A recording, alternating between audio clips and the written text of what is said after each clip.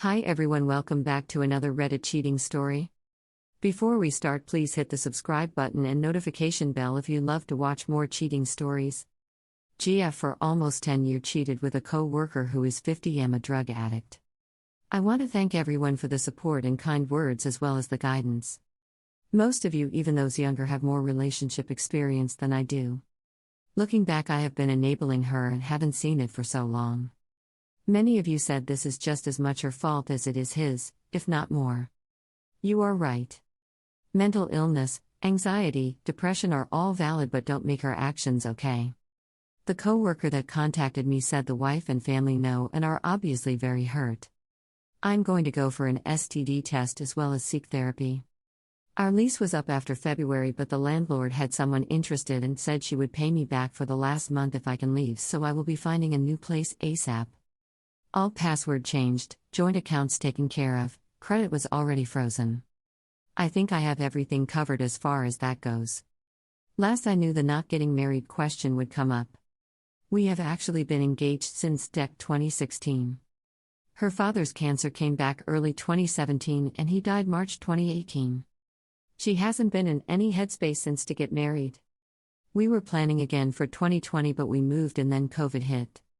I had my reservations about getting married before she fixed her mental health and anxiety issues, as well as her letting her physical fitness completely go downhill as well. I know now it wasn't ever going to get fixed with us together and me there for her. This is all a valuable experience and is for the best, as most of you have said. Thank you. Original post. September of this year would have made 10 years with GF. We have been together since college. We are the only people we have each been with for more than a few months. The only people we had each slept with. We have grown into adults together.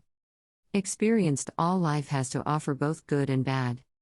Last March, right before Corona hit, we sold our house and moved from a small town in a rural state to the suburbs of a much more populated state outside a major city for a promotion I got. She was hesitant to go, but we wanted to have new life experiences and see what living in a more populated area had to offer, so we went for it.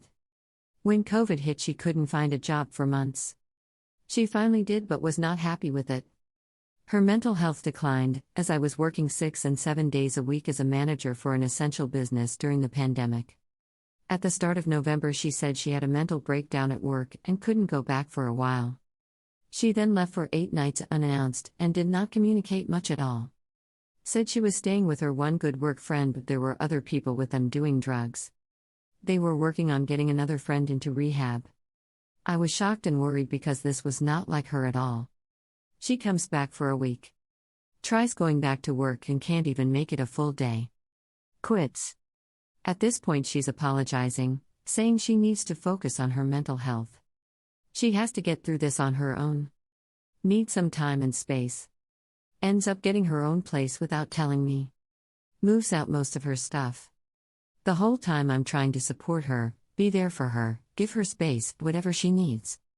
She keeps apologizing. I knew something was going on. A month later, one of her former co-workers FB messages me a picture of her and Sky taking a selfie. Says she's sorry, but I needed to know. Says they have been seeing each other since September. The guy is married with kids and his wife had cancer not long ago. Says he's also a recovering addict who relapsed at the start of the year. She finally calls and confesses the next day after I messaged her about it. Says they're in love. Her at 28F is in love with a 50M recovering, maybe married drug addict. He treats her right and takes care of her in ways I don't. He is almost certainly manipulating her. I think this all stems from the passing of her father in 2018 from his own cancer battle. She has never grieved and processed any of that trauma. She also has childhood trauma from her mother being a drug addict.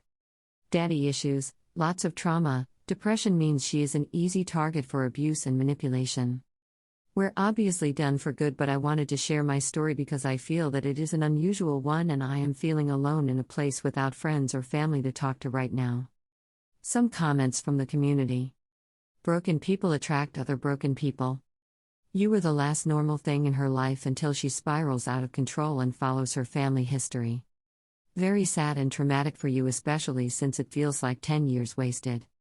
Definitely keep her blocked for good, as her addictions may almost assuredly reaching out to you at some point. I'm 100% sure she will try reaching out after he eventually leaves.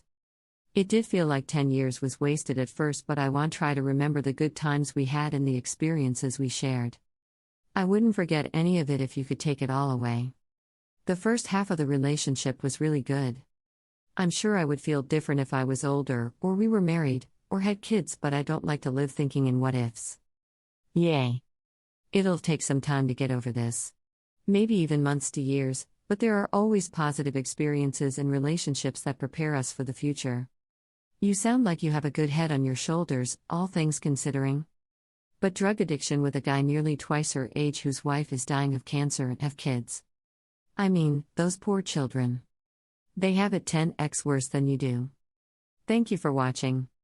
Let me know what you think in the comments below. Remember to subscribe and hit the notification bell.